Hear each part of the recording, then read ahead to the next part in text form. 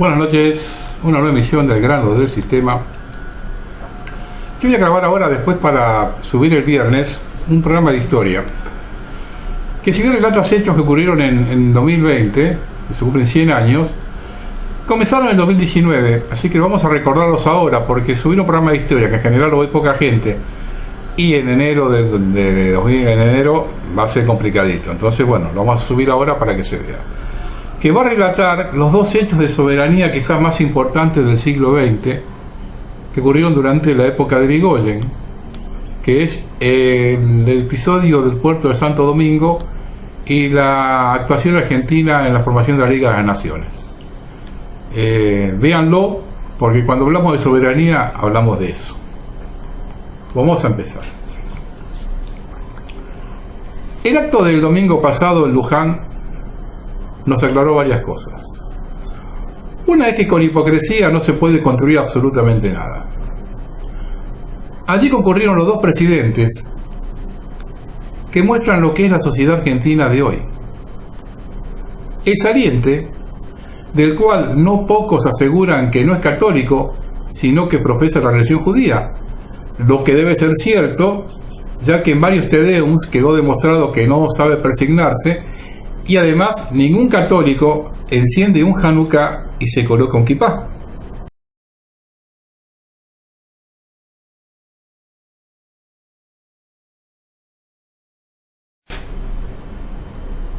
Acompañado por la primera dama, madre soltera,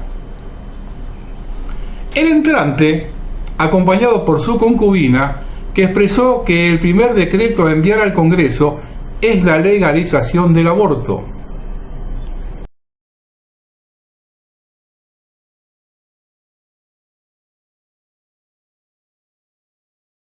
Lo que significa que ese tema está por encima del hambre, la pobreza y la deuda de los argentinos. Ambos presidentes tienen algo en común. Jamás se le vio ingresar a una iglesia fuera de una gestión oficial. No hablo de una misa, pueden no comulgar con el rito del Concilio Vaticano II, sino siquiera para rezar y agradecer lo que la vida les brinda. Por lo tanto, lo de Luján es una gran puesta en escena. El segundo hecho es la vergonzante actitud de la Iglesia Católica, que, tal cual lo dice la Biblia, es la ramera que se vende al mejor postor, aunque por momentos parece que lo hace por placer. Han permitido que dignatarios de credos que nada tienen que hacer allí se manifiesten en una ceremonia religiosa. No comulgo con el ecumenismo, pero puedo admitir que existe el día que lo que se vio el domingo en Luján se repita en una sinagoga de Tel Aviv, una mezquita en la Meca o en un templo mormón de Salt Lake City. Es el momento preciso para separar la Iglesia del Estado, que obtenga su número de quit y se inscriba en la PIP. El silencio del Papa viene a confirmar que esta blasfemia tiene el aval del Vaticano. Quizás más que el aval sea directamente la promoción. No me manifiesto como un católico despechado, esa situación yo la viví hace años. Simplemente hago hincapié en que los velos están descubiertos. Este sacrilegio es demasiado grosso, casi bizarro. Quienes creemos en Dios estamos convencidos que no va a dejar pasar esto. El tercer hecho es que entre toda esta podredumbre corre un viento fresco. Y es que ya no es tan fácil arriar el ganado, o se comporta de otra forma cuando no lo arrean. Es tan grosero que la gente ya no les cree. Luján tiene cerca de 70.000 habitantes y está a una hora de una ciudad de 15 millones. Observen la foto aérea, la que no muestran, de la plaza en el momento de la ceremonia bizarra.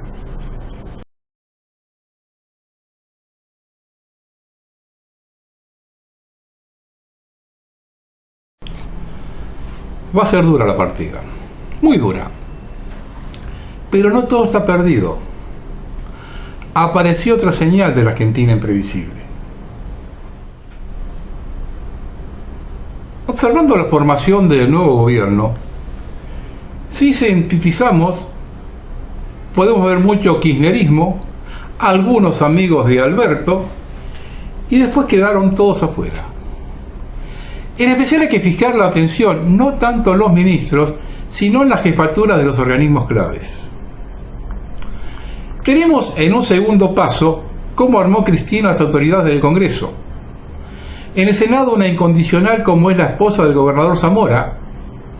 En diputados estaba el compromiso con Massa, pero el presidente de la bancada es Máximo Kirchner y quienes lo seguían de la cámpora. En la provincia de Buenos Aires ni hablar, Kicillof es cristinismo puro. La otra referencia es el discurso de Cristina ante el tribunal que la juzga por la obra pública. Unos amigos que no son kirchneristas me pidieron que lo escuche completo las 3 horas y media, y lo hice. Para quienes no se manejan con odio y están por encima de la grieta, se lo recomiendo.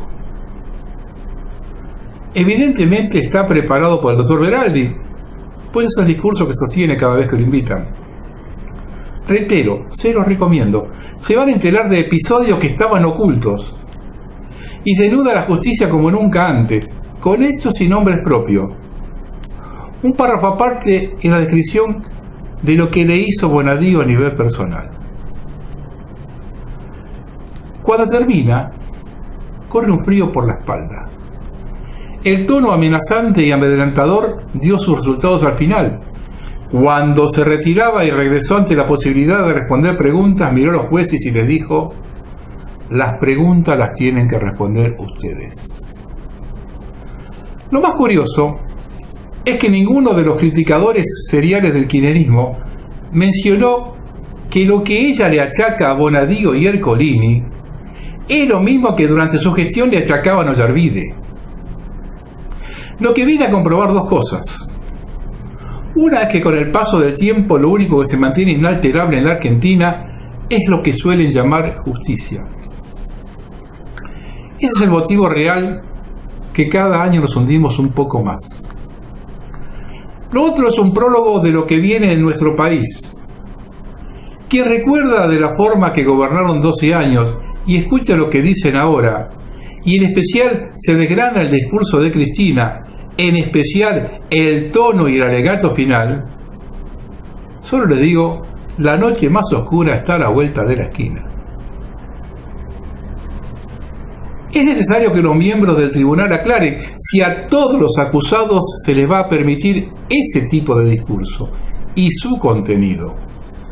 Si la respuesta es negativa, deben dar el motivo por el cual no todos son iguales ante la ley, además de confesar que están cagados en las patas.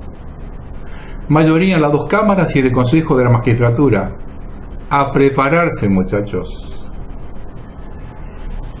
El involucramiento en la causa de su ex jefe de gabinete, hoy devenido en presidente de la Nación, tuvo dos efectos. Uno, la justicia, que tomó nota a quién quiere juzgar. El otro, propio Alberto Fernández, que debió salir a ponderar el discurso y puntualizar que estaba de acuerdo, contrario a lo que había trascendido a la mañana. Quedó bien claro quién tiene el poder ahora, quién es la que manda. Un hecho que pasó desapercibido y viene a confirmar lo que mencioné antes con las designaciones de las segundas líneas es el nombramiento de Carlos Alberto Zanini como Procurador del Tesoro. Entre otras cosas, deberá intervenir en el juicio por el correo argentino y en el blanqueo de los familiares del presidente Macri. Acá veremos si hay realmente un acuerdo entre los que se van y los que llegan. Yo que Mauricio no dormiría muy tranquilo, en especial porque son dos causas que tuvieron mucha difusión y no creo que Zanini las pueda o quiera tapar. Este hombre es kirchnerismo puro. Es el único sobreviviente de cuando Néstor comenzó como intendente de Río Gallegos. Es más, fue uno de los artífices de la carrera política de los Kirchner en Santa Cruz. Me parece que la diferencia en el manejo de la justicia es que Macri tenía operadores judiciales. Ahora vienen otro tipo de operadores. Alberto no tiene luna de miel, o la tuvo, y lo dilapidó antes de asumir. Es decir, entra a la cancha cuando faltan 5 minutos para terminar el encuentro y van perdiendo. Comienza su gestión el 11 de diciembre y 9 días más tarde, con un fin de semana en el medio, tiene la última jornada bancaria antes de Navidad. Hago esta referencia porque en tiempo récord debe dar un bono a millones de jubilados y beneficiarios de planes sociales y estos cobrarlos si no quiere sacar los bomberos a la calle.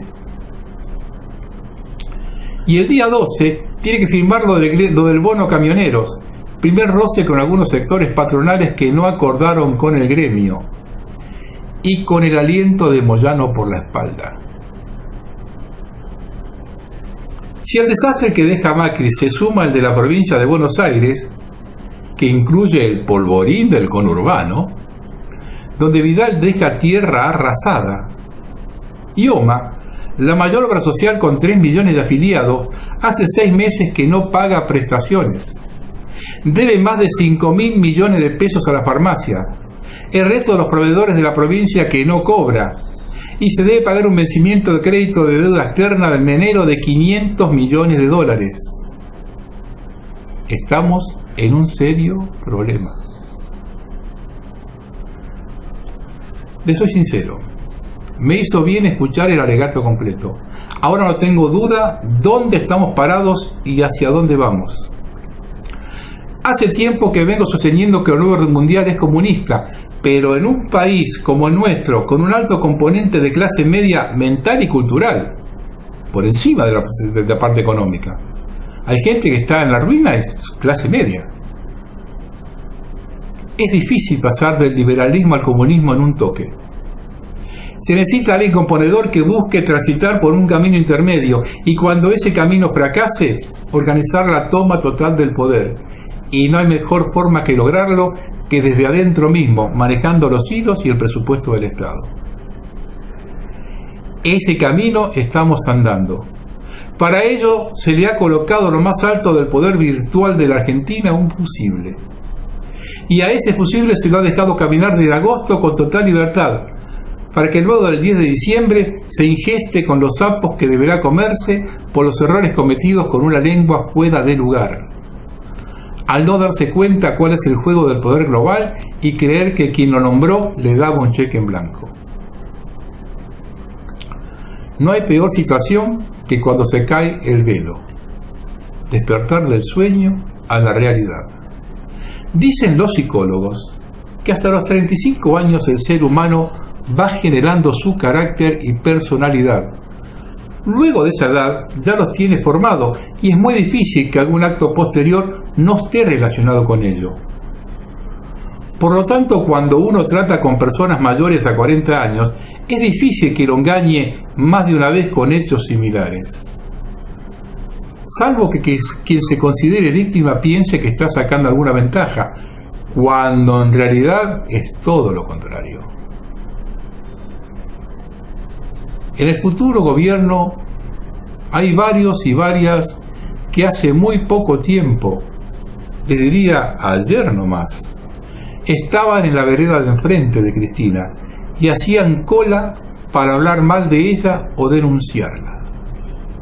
Y ahora son todos compañeros de lucha que se juntan para sacar el país adelante.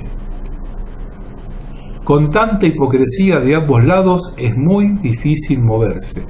Si al corset se lo presiona demasiado, hace daño o revienta. Las veletas giran conforme al viento. De personajes así se nutre el nuevo orden mundial. La codicia y ambición del ser humano son sus mejores herramientas. Y nunca olvidemos que la venganza es el placer de los dioses. Vamos a dar el gabinete. Pensemos por un instante que todo lo que dijo Cristina ante el tribunal es cierto, que fue objeto de una persecución mediática y judicial. Y ahora esta sociedad le da la oportunidad de demostrar que lo que dijo es verdad.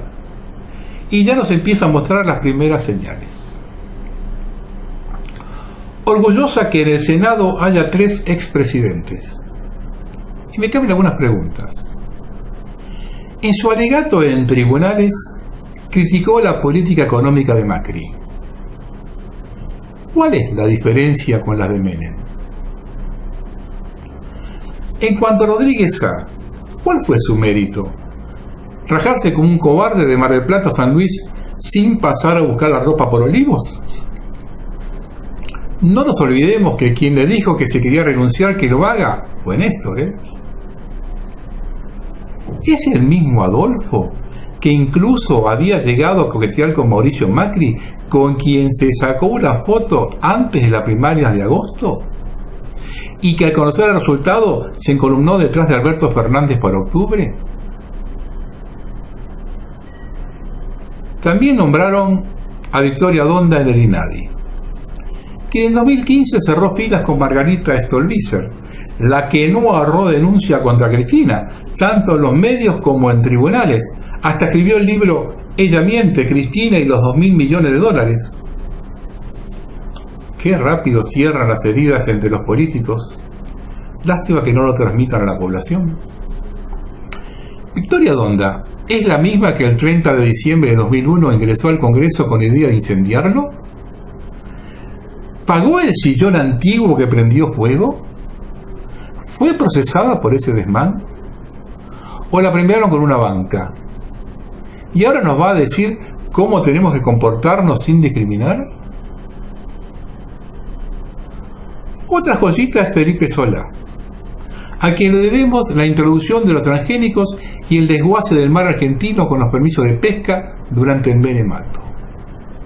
Pero en mayo de 2009 se convirtió en candidato a diputado nacional con el sello de Unión Pro, alianza formada junto a Francisco de Narváez y Mauricio Macri. Y el 28 de julio de 2009 su lista triunfó en las elecciones legislativas, y en ese momento Solá dijo lo siguiente: Unión Pro fue una herramienta para la provincia de Buenos Aires, donde el candidato a vencer era Néstor Kirchner, donde se jugaba su proyecto y lo logramos. Ahora se suma ese proyecto. También integran el gabinete gente de Randazzo, quienes saboteó las elecciones de 2017 con su candidatura. Incluso Alberto Fernández fue su jefe de campaña. Curiosa esa doble vara de odiar a unos sí y a otros no. ¿Qué quiere que le diga? Suena hipocresía, ¿no? Más conociendo a Cristina como la conocemos los argentinos. Lo único que se logra con este proceder es perder credibilidad, porque es caminar sin convicciones. Otro hecho a destacar es una impronta de izquierda que va a traer algunos problemas. De hecho, ya tuvo la primera repercusión. El gobierno de Israel no enviará ningún emisario a la asunción presidencial de Alberto Fernández en medio de la tensión por la resistencia del kirchnerismo a referirse a Hezbollah como una organización terrorista. La futura ministra de Seguridad, Sabrina Frederick, dijo esta semana a Ámbito que calificar a Hezbollah como una organización terrorista es comprar un problema que no tenemos. A ver, si bien el dinero camina a veces por otros carriles, uno nunca sabe si al momento de negociar por la deuda, esto no se pone en la mesa. En tal caso sería conveniente que nos digan cuál es el plan, ya que en política exterior todo tiene que ver con todo, y en el medio está la población argentina. Yo sé que algunos me criticarán por esto, soy claro, permanentemente manifiesto que hay que salir del sistema. Ahora, si deciden quedarse adentro, observen y cumplan sus códigos. La seguridad de la justicia en manos garantistas es un riesgo ante la violencia desatada y el aumento del narcotráfico. De hecho, la nueva ministra de Seguridad, Sabrina Frederick, participó de una reunión donde se habló de los riesgos de una militarización de la lucha contra el narcotráfico, y advirtió sobre los riesgos que conlleva militarizar la seguridad en contexto de incremento de la conflictividad social. En esa reunión también se dijo lo siguiente: que eso no comenzó con el gobierno de Macri, sino con el ascenso de Milani y el lanzamiento del Plan Frontera Norte. Teléfono para Cristina. Por otro lado, el tercer participante de esa reunión, Germán Montenegro, exdirector de la Policía de Seguridad Aeroportuaria, explicó: hay un fracaso estrepitoso sobre el régimen de drogas basado en la prohibición. Si esto es así, frula para todos y todas. Algo preocupante es la designación de Roberto Salvarezza a cargo de Ciencia y Tecnología. Fue quien frenó la investigación contra el glifosato, que marginó del CONICET al principal investigador sobre el pesticida y enemigo de Monsanto, Andrés Carrasco. Ya esto es todo una señal de beneplácito al poder global.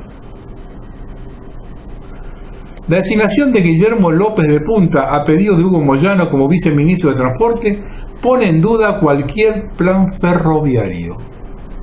De hecho, ya hay rumores que no se seguirá con el proyecto del Plan Belgrano. Eso es decididamente apostar al pasado. Un párrafo aparte es la designación de posiblemente la embajada más importante en estos momentos, la de Brasil, de quizá la persona más despreciable de nuestro país, como lo es Daniel Scioli, para que se tome nota a Bolsonaro de lo que piensan de él. Es un verdadero insulto a un país hermano. Ya le dediqué hace años 2 programas y me repugna solamente nombrarlo. Otra cosa que quiero hacer notar es la cantidad de ministerios, secretarías, etcétera, etcétera. Observando los cargos no se puede pensar otra cosa que se armó en función de los intereses de frente de todos, es decir, cumplir con todos los compromisos que se generó la alianza a cargo de la ciudadanía, por supuesto. Total, dentro de 4 años lo blanqueamos, como hizo Macri. Respecto a economía, quiero hacer una análisis aparte. No lo conozco al nuevo ministro, tiene relación directa con el premio Nobel Stiglitz, quien ha investigado sobre la deuda externa de los países emergentes. Son gente del sistema. Quiero ser coherente, ya que lo que trasciende de lo que van a hacer con la deuda tiene cierta relación con lo que vengo sosteniendo, que es investigarla y blanquear el default de Macri. Se debe aclarar que estamos en default desde 2018, cuando acudieron al Fondo Monetario. Esto es importante remarcarlo. Reitero por lo que trasciende. Se busca negociar para no pagar 2 años. Si solo se quiere lograr ganar tiempo y cuestionar únicamente el periodo Macri, estamos hablando de otra cosa.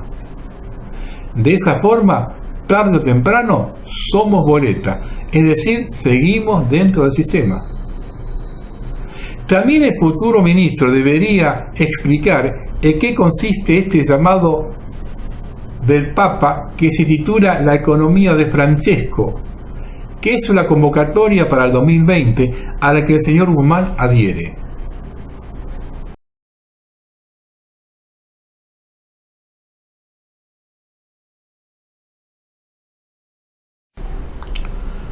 Hasta que tengamos más precisiones, quiero hacer el siguiente comentario. Observo al economista cercanos al nuevo gobierno cierta ingenuidad al creer que lo que aconteció en los últimos 4 años se debe a la mala praxis y la codicia del elenco gobernante. Bajo ningún punto de vista escuché a nadie mencionar que hay políticas globales detrás de ello o que responden a las directivas de la Agenda 2030 del nuevo orden mundial. Digo ingenuidad porque no tengo elementos para aseverar lo que pienso. La izquierda siempre ha hecho el trabajo sucio del globalismo de turno. Por lo tanto, que se mentalice a la gente que en los últimos 4 años pasó la peste y que debemos pagar las consecuencias, no difiere demasiado de que hay que pagar la fiesta que decían Alzogaray o Alemán, refiriéndose a una fiesta donde el pueblo argentino no concurrió. Ahora quiero que vean estos 3 minutos. Escuchen bien lo que dice Claudio Lozano. La Argentina de Macri superó al Macondo de García Márquez. Has analizado el tema hace años. De que te conozco, venimos hablando de la deuda, o sea que... Pero digo, parto de una base inicial, que es que creo que el gobierno tiene, frente a un hecho objetivo, entraron alrededor de 100.000 millones de dólares de deuda, se fugaron 86.000 millones de dólares. y tenemos un acuerdo con el fondo absolutamente flojo de papeles, el gobierno tiene todo el derecho a iniciar un proceso de investigación de esta deuda. ¿Puede desconocerla? No, el gobierno no tiene que desconocer nada, el gobierno tiene que poner la ley de su lado. Y por lo tanto, yo creo que hay que suspender pagos en el marco de una investigación que discrimine qué deuda, cómo se tomó, qué pasó. Nosotros hicimos 2 presentaciones en los últimos tiempos, una de carácter administrativo, otra de carácter penal. En términos administrativos... ¿Esa era la deuda con el fondo? ¿O también la deuda con los bonistas? No, las dos.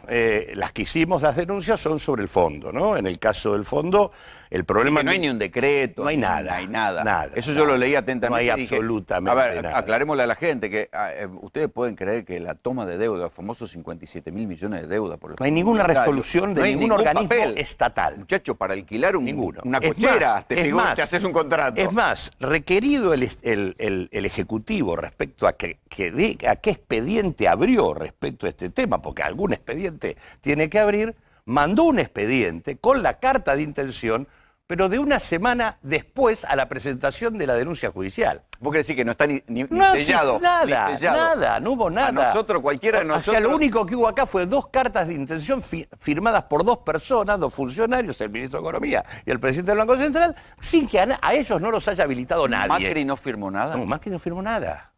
Nada, tampoco hay una ¿Esto que resolución o sea, a ver, del seamos presidente malos, de la Nación para evitar la para responsabilidad penal. Bueno, es una de las posibilidades. ¿Y qué me decís? ¿Va a decir, yo no tengo nada que ver? La segunda, bueno, por eso, todo ridículo, pero digo, la segunda denuncia es penal. Macri no tenía facultades para hacer el acuerdo con el fondo. Porque lo tiene que hacer el Congreso. Lo tiene que hacer el Congreso porque la ley de administración financiera, que es la que normalmente se invoca para no pasar por el Congreso, es una ley que fue fulminada en su artículo 60 por la Constitución del 94. Solo funciona el artículo 60 si se lo prorroga. La última prórroga es del 2010. O sea, supongamos que la ley está del lado... En el otro punto, ¿cómo se investiga esto? ¿Quiénes son los bancos que intervinieron colocando deuda en la Argentina? ¿Quiénes son los funcionarios que del lado del Estado argentino eran la contraparte? ¿Hay alguna relación histórica entre ellos? ¿Cumplieron con las normas administrativas? Desde ya te digo una, porque el bono de deuda a 100 años no lo autorizó nadie. O sea, pero si es así, si hay alguna ilegalidad, eso, el escándalo de choreo más grande de la historia. Y del otro lado tenés quienes se llevaron la plata. Entonces, si vos pones esas tres columnas, vas a tener coincidencias importantes que te van a permitir responsabilidades penales y patrimoniales. En algunos casos sí. Y dame un nombre. El Morgan está de un lado y del otro del mostrador. El Boston también. El Boston también. Y están entre los funcionarios que han cumplido funciones en el Estado y estaban adentro. Es más, digo, nosotros no podemos seguir teniendo un presidente del Banco Central que emite un bono de deuda a 100 años sin que lo autorice nadie y aparte lo emite de manera tal que el que resulta beneficiado es el fondo de inversión del cual era socio patrimonial. Digo, este tipo de disparates de funcionarios que están de un lado y del otro del mostrador son cosas que la Argentina debería terminar. Muy bien. Como ciudadano raso sin derechos, pregunto cómo es posible que esto se ventile 20 meses más tarde. ¿Cuánto nos cuesta mantener el Congreso y la justicia? Sean más disimulados, muchachos. Todos los que me ven saben que nadie puede adosarme ningún ismo, pero tampoco voy a avalar la pavada del sistema global que el fracaso de este gobierno es el fracaso del peronismo. En 1972, el dirigente radical Raúl Alfonsín afilia a la UCR a la Internacional Socialista. En 2008, Cristina, con el apoyo de Alfonsín, pide afiliar al PJ a la Internacional Socialista.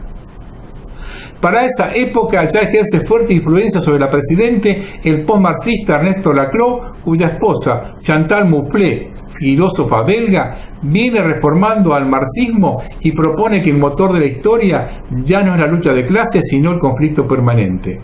Y el gobierno kirchnerista adhiere a esta posición. Surge así Carta Abierta. Estamos en el mismo lodo, todos manoseados, que Dios se apiade de nosotros.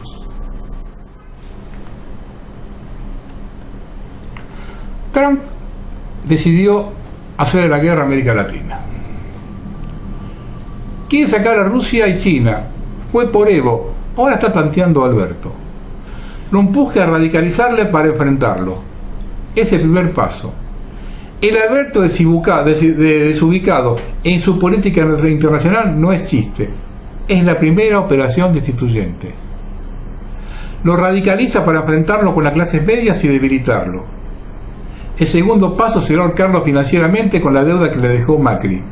O ajusta y paga enfrentándose a su base social, o entra en default y cae vía golpe o estallido social. Estamos en 1973. Kissinger puro, hackear a lo que él llama peronismo, llevarlo al borde del golpe, que pise el palito, será corrido por derecha y por izquierda, y si no se menemiza cae. Las consecuencias del golpe ya las vimos en Bolivia: muerte, represión, persecuciones, incluso hostigarlo desde Brasil. Esta es la jugada. Si se radicaliza lo derrotan, si se menemiza es hackeado por su base. Hay una sola opción: un gran pacto social que garantice paz política y social y encapsule a la derecha. Pero la verdadera trampa es el pacto social con quién. Ese electorado lo tiene Macri. No hay con quién acordar. Luego de escuchar el discurso del viernes y el mensaje en la plaza el sábado, Macri colabora con el plan de Trump. Bajo ningún punto de vista trata de cerrar la grieta, sino todo lo contrario. Y acá cada cual hace su juego. La política gradualista de Alberto no es la del kirchnerismo, por lo tanto el fracaso es de él. Y ante un eventual fracaso, ¿quién queda? ¿Será ese el plan de Cristina y de la élite global? ¿Instalar el comunismo a sangre y fuego, tipo 1973, pero esta vez desde el poder? Esta es una noticia que salió en Info 135, pintándose la cara. A pocos días de asumir, el campo ya declaró la guerra a Alberto Fernández y empiezan a instalarse en las rutas.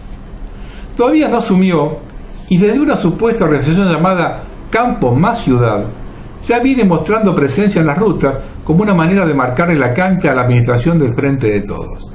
Y a modo de prueba, comenzaron a vender lo que tenían en los hilos bolsas para no pagar retenciones. Días atrás, se llevó a cabo una reunión en Córdoba, oportunidad en que las entidades rurales lanzaron una especie de plan de lucha, que en un primer momento consiste en mateadas federales, así llaman a las protestas por ahora pasivas, en distintos puntos del país, no contemplando al menos en el corto plazo la alternativa del corte de rutas. Es que más allá del rechazo que a los dueños del campo les provoca cualquier medida que ose ir contra sus intereses, pusieron el grito en el cielo cuando semanas atrás el presidente electo anticipó los sectores de petróleo, la minería y el campo que tendrán que hacer un esfuerzo. El hecho es que la estrategia de militantes partidarios y funcionarios que acompañaron a Macri en su gira después de las PASO es constituirse como una oposición detrás de Campo más Ciudad, con la idea de que productores agropecuarios que no estén enrolados en ninguna de las entidades del agro y responden a su núcleo duro, generen una presión opositora ante cualquier intento de suba de las retenciones. Los chacareros también tendrían que mirar hacia adentro y analizar dos cosas.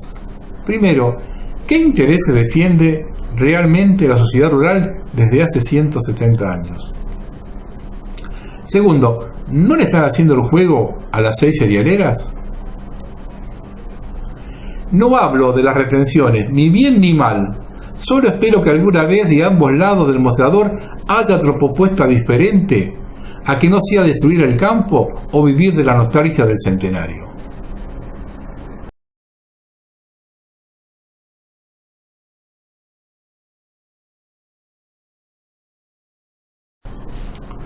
Bueno, ahora quiero pasar a algo que cuando se difundió trajo problema y cola. ¿Qué es la carta de Fidel Castro a Hugo Chávez en 2005? Textual todo lo que voy a decir. Textual de Fidel Castro. Sabemos que para lograr acabar con el imperialismo yanqui tenemos que hacer las cosas bien. Los árabes ya están listos, Lula está trabajando en Brasil y las FARC las has animado tú. El pueblo está muy cerca, el pueblo del poder está muy cerca a los pobres. Son mayoría y tienen poca memoria. Inyéctale desesperanza. Acusa al pasado, a la democracia de todos los males. Mantente en línea permanente con tu pueblo, identifícate con ellos. Usa tu verbo siempre, eso les llega muy bien, pues tiene la salsa que hace falta. Emociónalos, tómalos en cuenta. Aprende a manejar la ignorancia. El verbo debe ser encendido de autoridad y poder. No te preocupes por los ricos y la clase media, no son más que tu 80% de pobres los que necesitas. Los ricos salen corriendo si le haces bu. A los católicos les encantan las menciones de la Biblia o de Cristo. Los católicos, que son la mayoría de Venezuela, no hacen nada con rezar sin acciones que no van a llegar a ninguna parte. Son unos bobalicones. Mientras la iglesia esté dormida, aprovecha. Cuando decida moverse, ya estás instalado. Recuerda que la iglesia es guabinosa. Sigue acusándola. Los católicos sin liderazgo no son nadie y ningún curita va a reaccionar. Hay otros dos que quieren reventar, pero sus superiores los acorralan. Si ves a un sacerdote alebrestado, cómpralo, llámalo, gánatelo. Si el pueblo cristiano se te revela, ese será tu último día, pero difícilmente vendrá. Los judíos en Venezuela no cuentan, los evangélicos son unos pobres pendejos, y la demás religión, ¿para qué nombrarlas? Saca de Cristo, siempre habla en su nombre, recuerda que esto a mí me dio excelentes resultados. Incluye banderas y a Simón Bolívar cuando puedas. Genera un nuevo nacionalismo. Despierta el odio. Divide a los venezolanos. En esta etapa te da buenos dividendos. Se eliminarán unos a otros. La violencia te ayudará también a instalarte más tarde a la fuerza. Mientras tanto, háblale de democracia y constitución. Pide dinero y compra de la felicidad mientras cumplan los objetivos. Cuando logres lo que te quieres, si se oponen y te aconsejan, deséchalos, envíalos a las embajadas, dale dinero para que callen o sácalo del país para que la prensa no los utilice. Los que se opongan, siémbrales delitos, eso lo descalifica para siempre. Por todos los medios, mantén la mayoría en la asamblea. Mantén a tu lado como mínimo a la fiscalía y al tribunal. Esos que puedas sacar son los colaboradores cercanos que los mandan en la embajada. Compra todo militar con ropa y equipo. Todo lo que tengan comando, ponlo donde hay bastante dinero, corrómpelos para lograr fidelidad. A uno de ellos ponlo en la petrolera para que logre el control militar. En las guarniciones centrales necesitas poner a tu gente.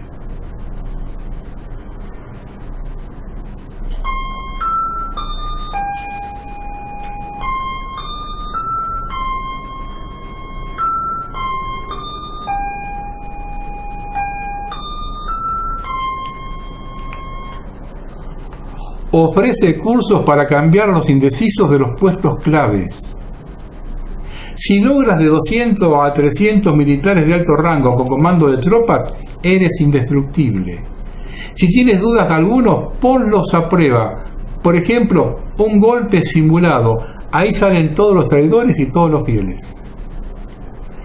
Es necesario controlar todos los medios de producción del Estado. A los comerciantes les encanta el dinero. Compra a los banqueros. A los grandes comerciantes y a las grandes constructoras, dale contratos, trabajos y facilidades para esta primera etapa. Para la segunda etapa tienes que haber formado un comité de defensa de la revolución. Llama a los bolivarianos, haz trabajos comunitarios con ellos para que se sientan agradecidos. Págales para que sigan los lineamientos, marchas, concentraciones de los comités. Selecciona a los más agresivos para una fuerza de choque armada que pueda necesitar por si la cosa se pone difícil. controla a la policía, destrúyela, ponla a tu disposición. En la segunda etapa tiene que profundizar la misión de revolución. Debes mencionar mucho la palabra revolución, eso emociona a los pobres. Aquí tienes que fracturar la unión de trabajadores y de empresarios que puedan hacer oposición. Tienes que lograr que los trabajadores estén afiliados a una central paralela. Con dinero se logra. Igualmente tienes que armar una central de empresarios paralela. Ataca a los empresarios, acúsalos de hambreadores, de fascistas y particularmente de golpistas. Hazte el débil. La mente del hombre siempre se ubica en el más débil y en la justicia. Si no puedes comprarlo, cierra los medios de comunicación radial, impresos y las televisoras. Tu empresa del petróleo es la que produce el dinero del proyecto. Crea una junta directiva revolucionaria, saca a los técnicos y acaba con esa llamada meritocracia. Si tienes todo en esta etapa, puedes seguir a la tercera. En la tercera etapa, puedes violar la Constitución, porque nadie te lo va a impedir. Ordena allanamientos, siembra armas, drogas, dinero. Acúsalos de espías o corruptos, desprestígialos, recoge muchos periodistas, empresarios, líderes laborales, los demás escaparán del país o tomarán escarmiento. La estructura del gabinete, aquí puedes hacerte de tus colaboradores, a unos puedes premiarlos y a otros desecharlos, pues ya no hay oposición, tienes que poner camaradas. Establece el estado de excepción, suspende las garantías, lanza el toque de queda, apúrate, mira que el pueblo se te está poniendo bravo. Cierra todos los medios de comunicación, destituye a alcaldes y gobernadores de la oposición. Anuncia la reestructuración de todas las áreas del Estado y la elaboración de una nueva constitución. Forma un consejo de 500 miembros y en ese consejo asesor de gobierno estaré yo, dice Castro. Hay que fusilar a los opositores que no aprendan. Esto es lo único que los silencia y es más económico. Nunca deje que se organicen y conozcan sus intenciones. Seremos respetados por el marxismo nuevamente por el marxismo leninista. Brasil, Ecuador, Venezuela y Cuba, pasos indestructibles. Si veo que no tienes criadillas, recojo a toda mi gente, me las pueden matar los militares cuando se te alcen. Y si no me haces caso, vas a ver qué haces. Fidel Castro a Hugo Chávez. Una de las puntos claves de la ingeniería social es la anestesia. Para gente de poca fe y que ha aceptado la culpabilidad y la pérdida de la identidad descubierta contra la impuesta. Si en algo es especialista la masonería internacional anticristo, que quiere acabar con la fe, el cristianismo y la confianza, es en delimitar todas y cada una de las percepciones de estabilidad y seguridad que la sociedad había acumulado durante 20 siglos, cuando con el cristianismo se comenzó a respetar la vida de alguna forma. Primero, todas las guerras han sido provocadas por ellos, la masonería, para la reorganización de los territorios y la propiedad, apropiarse de la riqueza, desarrollar armas, matar gente. 2.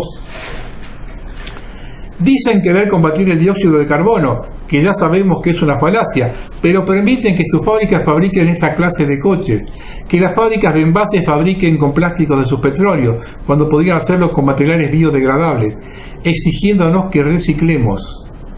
De un lado la contaminación de los alimentos y del otro lado la campaña vegana.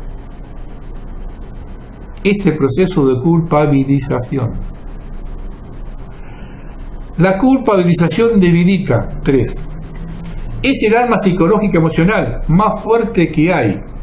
La ha utilizado la Iglesia durante siglos para el control de los fieles. La ha utilizado el sionismo para anular toda defensa en el proceso mental de comprensión de la Segunda Guerra Mundial que ellos mismos financiaron y aniquilaron a millones de personas, pero solo cuentan los judíos censados que murieron en Europa.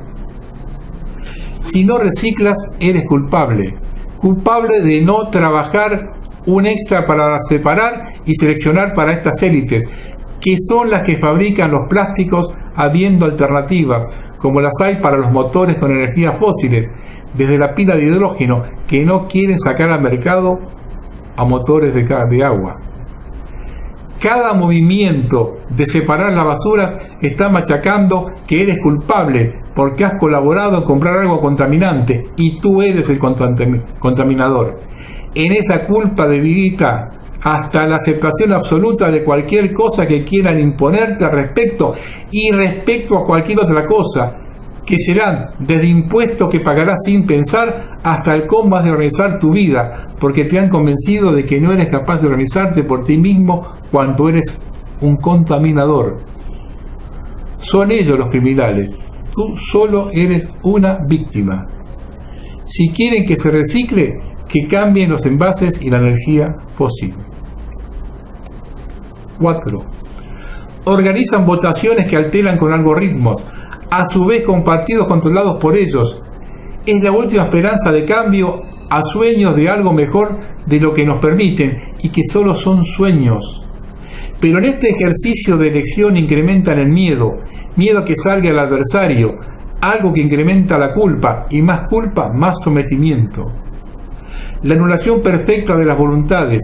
Desde el mismo momento en que votaste, dejaste de ser opositor a nada. Tú ya votaste. Descargaste el cúmulo de tu voluntad y tu ira en una representación que no te representa. Luego solo sentirás que eres culpable de que tu partido elegido no sea lo que creías o esperabas. 5.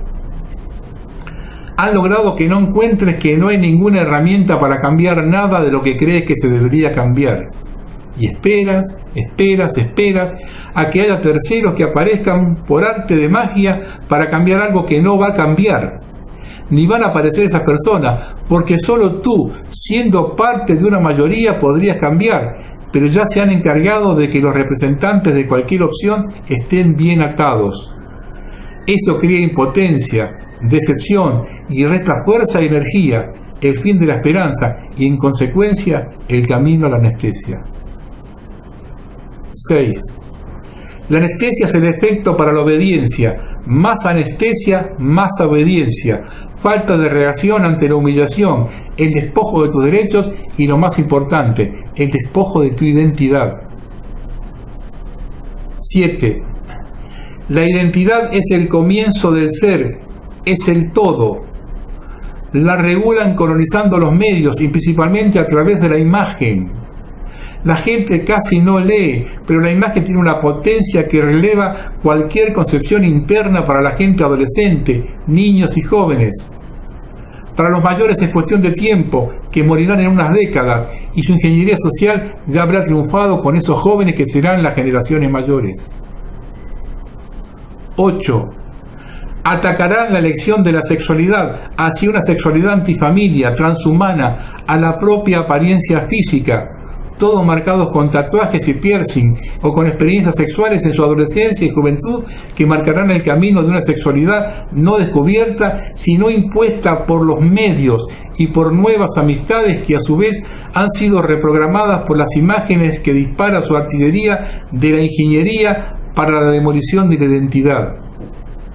La identidad tiene que ver con el propio descubrimiento, con la elección libre y personal, y no con una deformación de estas, que es la copia de las imágenes que vemos, de las que después no nos podemos deshacer si no contamos con ninguna elección ni convicción propia. Es tan difícil diferenciar que es una convicción propia que la totalidad tira la toalla y entrega su voluntad a uno de los menús de comportamientos propuestos por las imágenes. ¿Has visto a un ciego con piercing o tatuajes?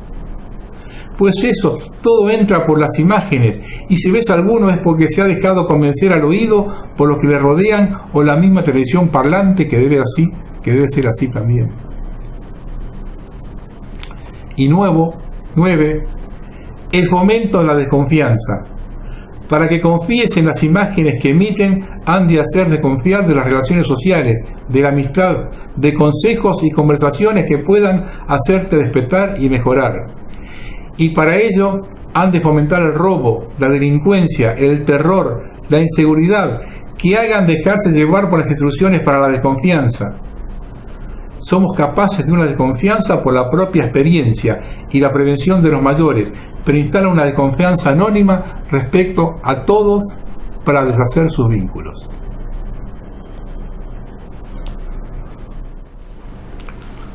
Ahora vamos a hablar una cosa cortita. Nos quiere seguridad como estrategia. Jane Petras, profesor en Sociología de la Universidad de Binghamton, de Nueva York, escribió un extenso trabajo acerca de las ONG financiadas por el Banco Mundial para cumplir sus propósitos de hackear a diferentes gobiernos que planteaban diferencias con los centros de poder. Así, subvencionaban grupos que defendían los derechos humanos para que operen por izquierda y a otros que criticaban políticas estatistas operando por derecha. Cuando sonaron el éxito que lograban, aumentaron la ayuda para que cada vez hubiese más ONG y de este modo captar los líderes locales y minar así las luchas contra el sistema.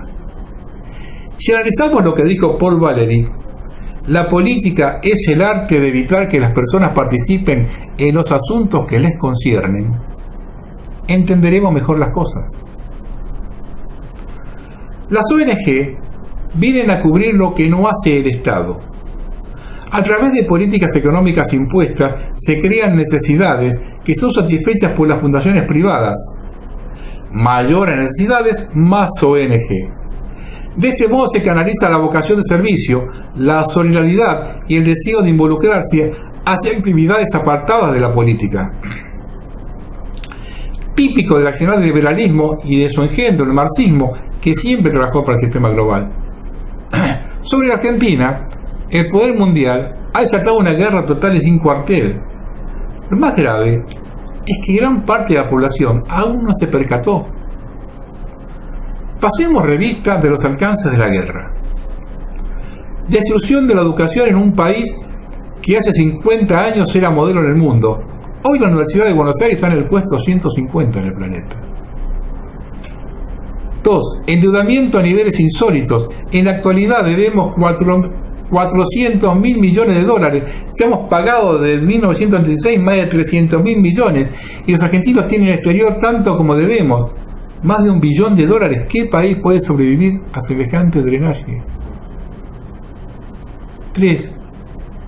La nación anímicamente quebrada y vencida sin otro objetivo que no sea sobrevivir, totalmente perdido sentido de pertenencia, luego de Malvinas y 36 años de democracia. 4. Inmersos en una lucha de clases, con una violencia inusitada, agravada en un país donde no funciona la justicia. Y 5. Pulverizadas todas las instituciones de gobiernos civiles y militares y desprestigiada la clase dirigente en su totalidad. Esto ya lo dije varias veces.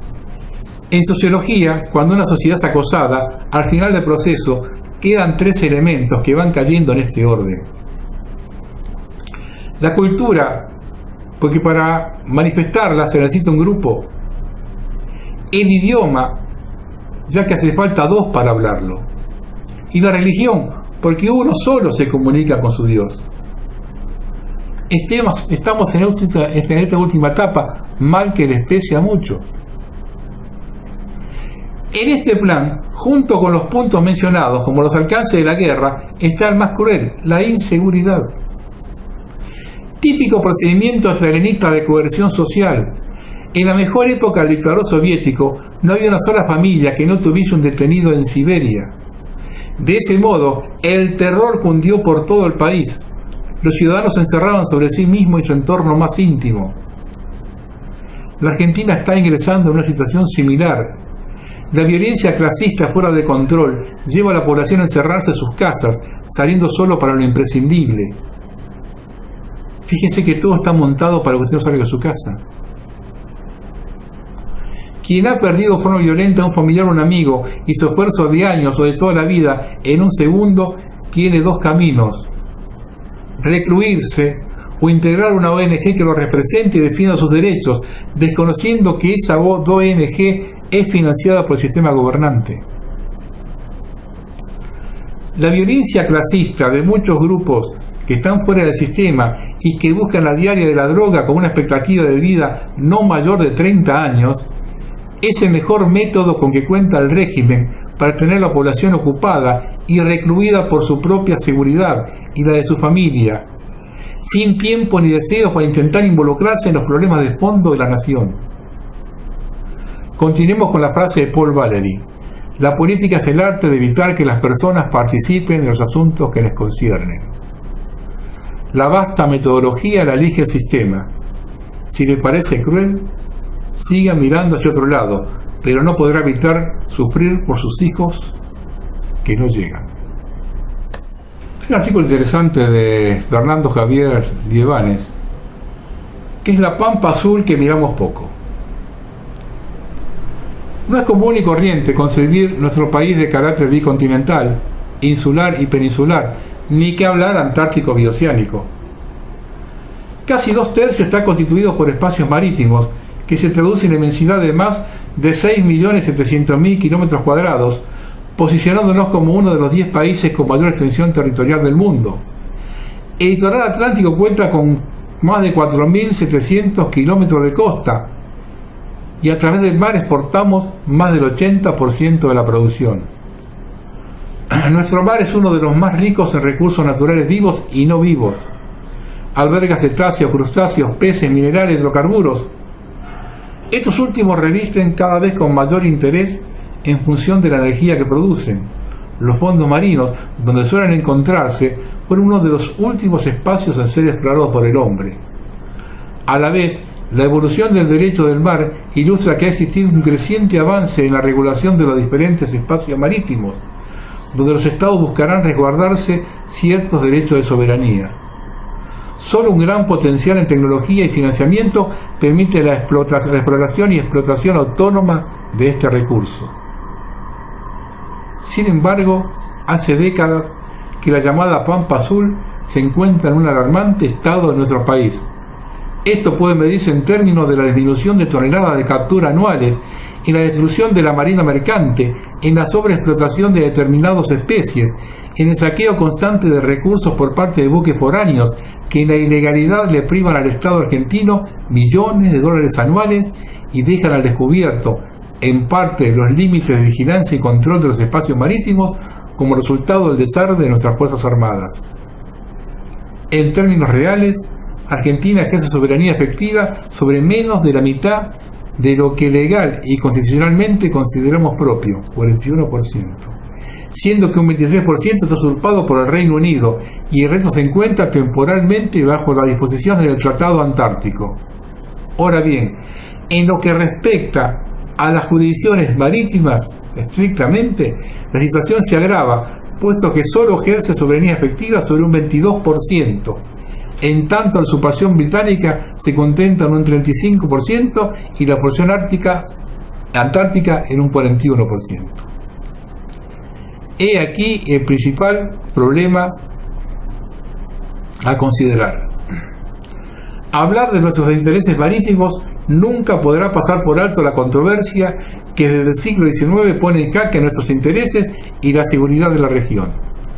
Menos aún hacer caso omiso a los acuerdos que se suscribieron durante la posguerra y como corolario de una dirigencia sin visión estratégica sobre el más trascendental asunto de política exterior. Condujeron en el transcurso del tiempo a la desventajosa posición en que se encuentra la Argentina en el Atlántico sudoccidental, donde no hay ningún beneficio mutuo con la contraparte y hay además una mayor cantidad de actores que condicionan la situación, donde se advierte que la cuestión de los hidrocarburos se profundizó más temprano que tarde. También resulta insolayable el trampolín natural de nuestra Patagonia a la Antártida Argentina, fuente de una riqueza excepcional, de la que tan solo nos separan 1000 kilómetros.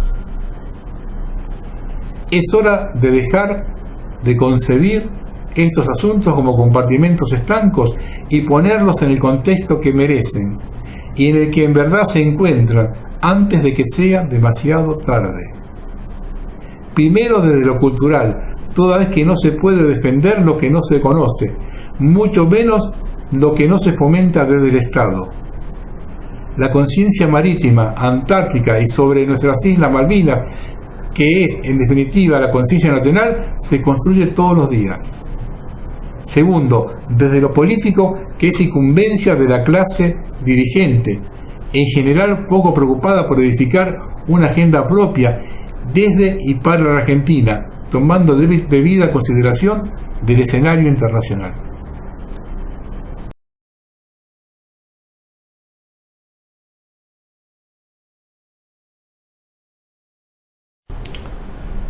Mientras nosotros abandonamos el mar, el enemigo, amigo del nuevo gobierno, sigue avanzando.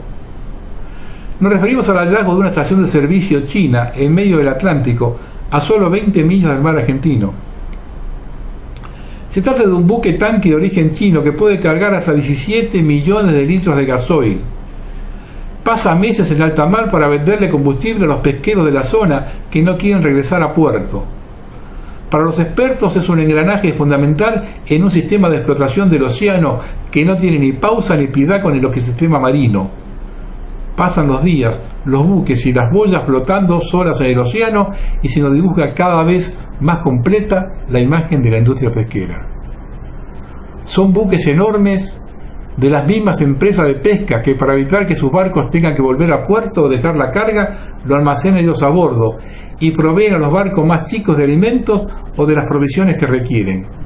Así los tripulantes pueden pasar meses y meses en alta mar, usualmente 3 o 6, pero quién sabe si algunos más tiempo aún. Para los barcos españoles habituales de la zona no es tan necesario este tipo de técnica porque viene de más cerca, pero los de origen asiático requieren de otro tipo de operaciones.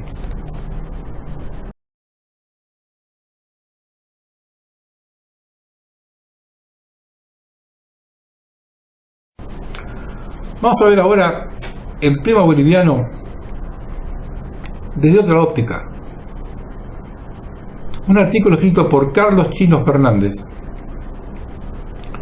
Santa Cruz de la Sierra, el corazón geopolítico de América del Sur. Ecuador, Chile, Bolivia y ahora Colombia, analizando la situación general, sostenemos que para Bolivia, y más precisamente en Santa Cruz de la Sierra, se encuentra el eje más importante para comprender los alcances de las explosiones insurreccionales en nuestra América del Sur. Es en esa región donde se encuentra el corazón geopolítico de nuestro continente.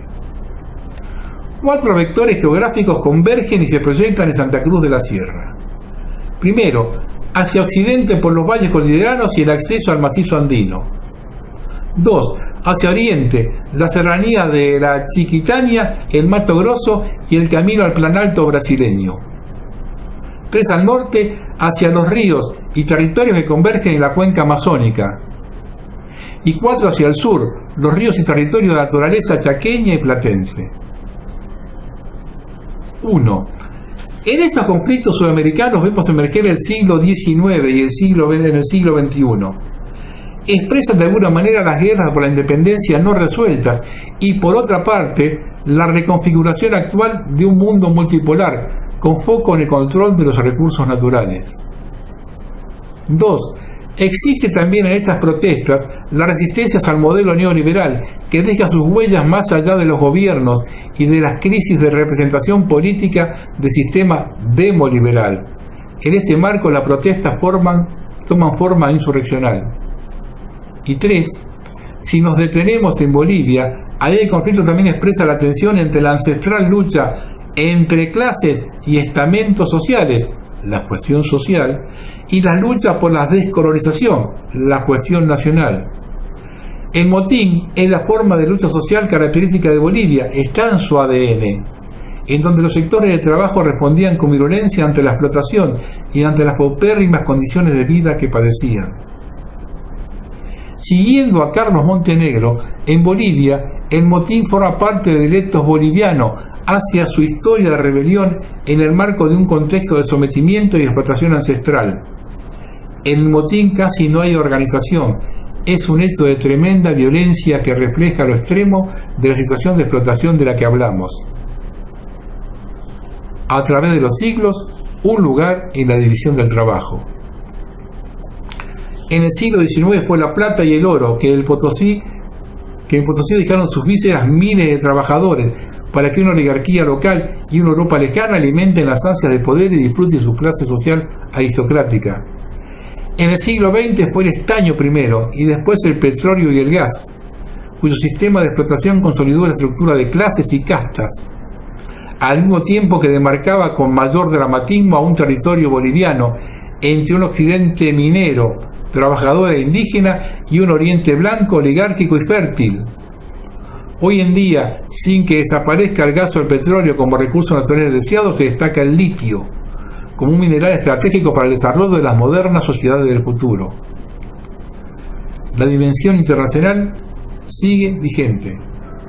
En el desplazamiento del gobierno de Evo Morales está presente este esquema de dominación histórica. Aunque el gobierno de MAS mejoró sensiblemente la vida de millones de compatriotas, otrora de plena pobreza, no logró desestructurar la matriz del poder heredado.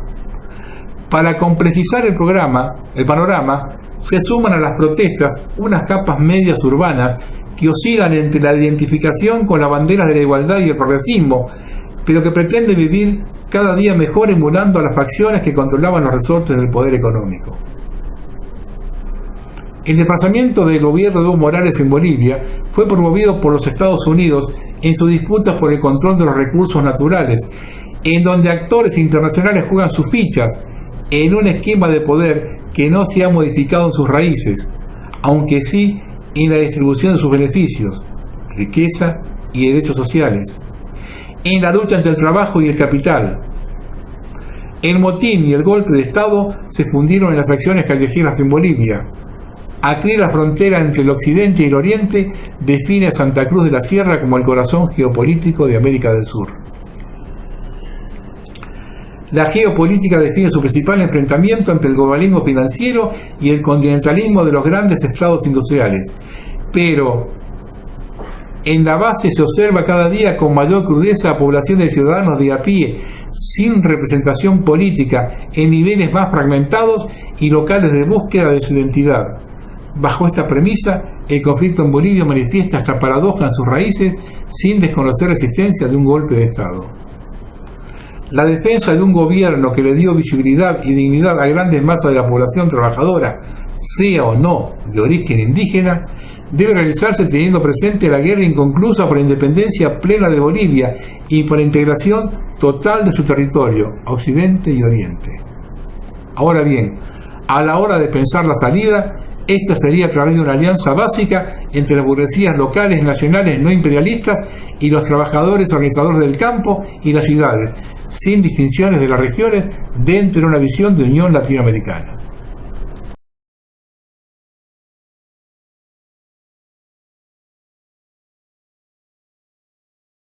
Bueno, vamos a ver cortito la referencia de todas las semanas de Gran Hermano, ¿no? Alpacero nos supera de manera profunda. La computadora que genera su propio conocimiento y juega como un superhumano. Hace un año Alpacero venció de manera contundente a otras máquinas entrenadas para jugar ajedrez, Shogi, conocido como el ajedrez japonés, y el Go, uno de los juegos de tableros más complejos que existen. Hasta ahora los programas de inteligencia artificial más poderosos se han basado en una combinación de técnicas de búsqueda, adaptación al entorno que se les presenta y funciones que les permiten valorar sus situaciones. Todo ello obviamente proviene de seres humanos que la entrenan y la programan de acuerdo a lo que ellos consideran que es lo más óptimo. Pero en este caso, de Alpacera, a quien simplemente se indicaron las reglas de juego, y a partir de allí reforzó ese aprendizaje jugando contra ella misma. Parte del éxito de Alpacero es que no se apoya simplemente en su capacidad de analizar miles de posibilidades en un segundo como una mera calculadora, sino que enfoca su búsqueda en aquellas jugadas que buscan más ganadoras. En otras palabras, Alpacero no trabaja más duro, sino de manera más inteligente. Aunque por ahora Alpacero no tiene otra función más que jugar ajedrez, Shogi o Go, sus creadores esperan que esta tecnología pueda aplicarse a otras áreas como la ciencia y la medicina. Esto sería un BBC y un mundo. Y otra cosita, cortita. Esto publicó Raúl Álvarez. Hace 2 años, la policía de Dubái aseguraba que en 2017 tendría en sus filas un robot que ayudaría en las tareas básicas del departamento. Pues el día ha llegado y hoy están presentando al primer oficial de policía robótico. Rim mide 1,68 m y se mueve gracias a unas ruedas inferiores. Cuenta con una tablet en el pecho que ayudará a la interacción con las personas, ya que desde ahí se podrán reportar crímenes, pagar multas por infracciones de tránsito e iniciar el papeleo para algunos trámites. El robot se inclina, saluda y capaz de reconocer rostros y gestos con las manos a una distancia máxima de 1,5 m. Y además que habla 15 idiomas. Como vemos, este primer robot está diseñado para tareas básicas y no para enfrentar delitos graves, pero el departamento de policía ya se encuentra trabajando en una mejora de software en colaboración con IBM Watson y Google, que ayudarán a que el robot tenga nuevas capacidades en un futuro, incorporando una plataforma de inteligencia artificial. A pesar de que este robot es parte de una prueba piloto, el departamento confía para que el año 2030 el 25% de la plantilla sean robots. E incluso están seguros de que estos robots podrán operar la primera comisaría sin humanos. Y ahora sí, para terminar, una cosa cortita, salió en Infobae. Un robot policía patrulla un parque en Los Ángeles. Tiene una cámara de video de alta definición que graba a 360 grados. Puede leer y escanear 1200 placas por minuto. Cuenta con un intercomunicador y además tiene la capacidad de rastrear el uso de teléfonos celulares en un radio cercano. Las 5 cámaras con las que cuenta proporcionan un monitoreo las 24 horas en vivo del parque, con la capacidad de enviar imágenes a los teléfonos de los policías. Según algunas personas, la sola presencia del robot en el parque ha cambiado el comportamiento de quienes lo visitan. Muchos ahora se sienten más tranquilos. A muchas personas les gusta porque se sienten seguras. De acuerdo con la policía, desde que el robot patrulla el parque, el crimen en la zona ha disminuido. Sin embargo, su mera presencia no ha evitado que sea víctima de vandalismo. Personas que han intentado incluso montarlo, pero nada grave o daños considerables ha sufrido el aparato. Señores, yo quiero saber a dónde vaya a trabajar la gente acá.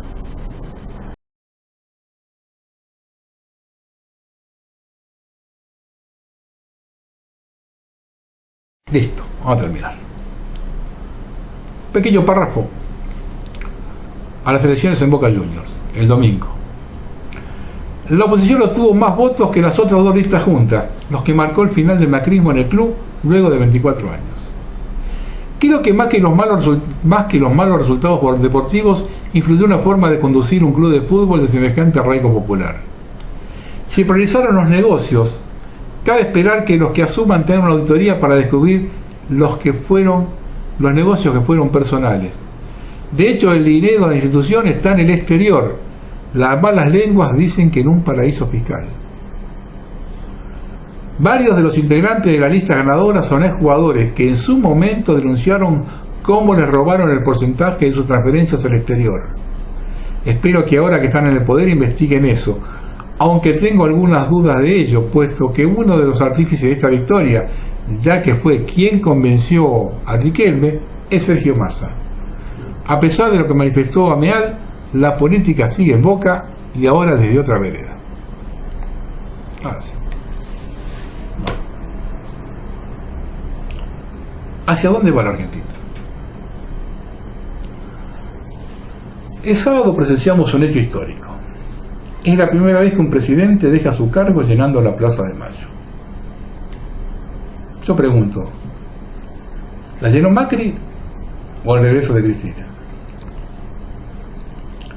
Si la llenó Macri, deberíamos preguntarnos cómo es posible que haya perdido la elección, ya que se podría asegurar que esa gente se movilizó convencida que la delirante reseña que hizo por Cadena Nacional el viernes pasado es real. De ser así, estaríamos en un grave problema.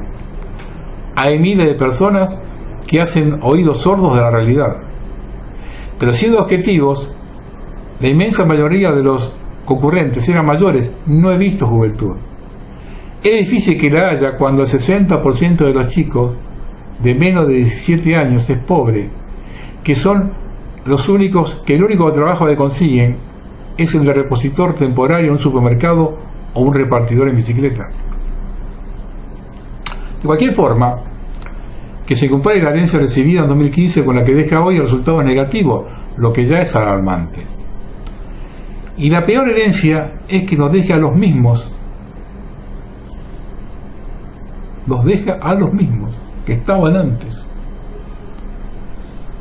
La Argentina definitivamente ha tirado 4 años a la basura y no tenemos idea de cuántos más vamos a tirar. Y hay miles de personas en la calle celebrándolo. Si la plaza la llenó el regreso de Cristina, estamos en un problema más grave. El odio ha triunfado en la Argentina. La grieta ha tomado dimensiones fuera de control. No quiero imaginarme en las familias cuando llegue el momento de ajustar las cuentas que provoca esa grieta. La diferencia entre padres y abuelos con los hijos y nietos. Y ese es el propósito final de la élite global: terminar definitivamente con la familia. A veces divago, y lo digo porque más de uno me trata de ingenuo, que es imposible lo que propongo, o trato de hacer entender cuando critico el materialismo. Por momentos discuto cuando juzgo la herencia española, hablo de la codicia con que se saqueó estas colonias. Todos saben que soy antiliberal, pero nuestro materialismo viene de la península, de mucho antes que apareciera Adam Smith. Una vez cité el libro Porteños ricos y identitarios pobres, que hablaba de lo que era Buenos Aires a fines del siglo XVI. Saben que busco ejemplos en la historia. En la legislación de España de la Edad Media se ve el homicidio, las violaciones y heridas graves castigadas con multas de poca monta, en tanto que un hurto simple de frutas, granos, ave de corral se castiga tan terriblemente como cortar las manos a los ladrones. Viene de muy lejos estos señores, Cuando se habla de cambiar el sistema, no me refiero solamente al modelo económico o político, sino a otra forma de vivir y desarrollarse. No podemos cambiar nada si no cambiamos nosotros. Es imposible.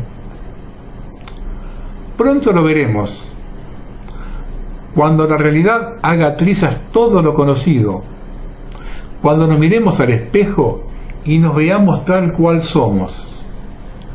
La resaca del imperio. Buenas noches.